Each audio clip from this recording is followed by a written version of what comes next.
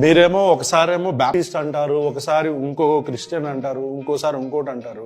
మీకు బాగా రాజకీయ నీళ్ళు వంట పట్టిని పవన్ కళ్యాణ్ గారు. మీరు కాసేపు నాకు అంటే వ్యక్తిగత జీవితాలకు మేము ఎప్పుడు వెళ్ళాం, మీ కుటుంబ విషయాల గురించి మేము ఎప్పుడు మాట్లాడాం. కానీ మీరు ఒక పబ్లిక్ మీటింగ్లో ఆ మాట అన్నారు కాబట్టి చెప్తున్నా.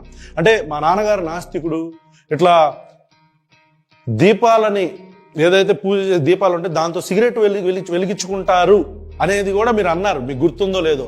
అలాంటి ఒక స్టేట్మెంట్స్ ఇచ్చిన మీరు ఇప్పుడు పూర్తిగా ఒక ఏమంటారు సనాతన ధర్మం గురించి మాట్లాడారు. ఓకే, అది మీ వ్యక్తిగతం. Right, next. ఆంజనేయ స్వామికి ఎప్పుడు రామభక్తులం. ఓకే, ఇప్పుడు భక్తి, ఆధ్యాత్మికత ఇవన్నీ కూడా ఇంట్లో ఇది మా స్వవిషయం అని చెప్పి ఎప్పుడు దీన్ని లోపల పెట్టుకుంటాం తప్ప, లేదంటే అవసరమైన సమయాల్లో, పూజా సమయాల్లో, పండగల సమయాల్లో చెప్పుకుంటాం తప్ప దీనిని ఈ రకంగా చెప్పుకునే పరిస్థితిని ఎప్పుడు మేము అలవాట్లేదు. సగటు హిందువులో ఉన్న విధానమే. అవును, ఏ హిందువులుగా అలవాటు లేదులేండి. ఇప్పుడు మా కానీ మా తాతలు, మా అమ్మమ్మలు వాళ్ళు కూడా బయటకు వచ్చి మా ధర్మం ఇది అని చెప్పని ఎప్పుడు వాళ్ళు కూడా బయటకు వచ్చి ఏ హిందువు కూడా ఎప్పుడు అలా చేయలేదులేండి. ఇప్పుడు ఇది కొత్త ట్రెండ్ కదా, మరి ఓట్లు పడాలిగా. అది ఇప్పుడు కొత్త ట్రెండ్ వచ్చింది లేండి సార్.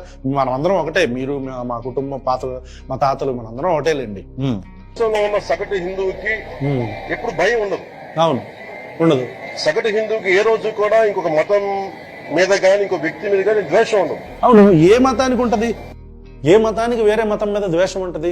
ఎస్పెషల్లీ భారతదేశంలో ఉంటున్న వ్యక్తులకి ఎక్కువగా వేరే మతానికి, ముస్లింలకు హిందువులు అంటే పడదా, ముస్లింలకు క్రిస్టియన్ అంటే పడదా, క్రిస్టియన్కి ముస్లిం అంటే పడదా, క్రిస్టియన్లకు హిందువులు అంటే పడదా, హిందువులకి క్రిస్టియన్లు అంటే పడదా, హిందువులకు ముస్లింలు అంటే పడదా?